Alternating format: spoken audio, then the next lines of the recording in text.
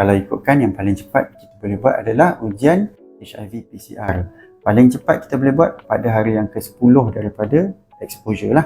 Maknanya anda buat 1 hari bulan, hari 10 hari bulan tu kita dah boleh check HIV PCR test.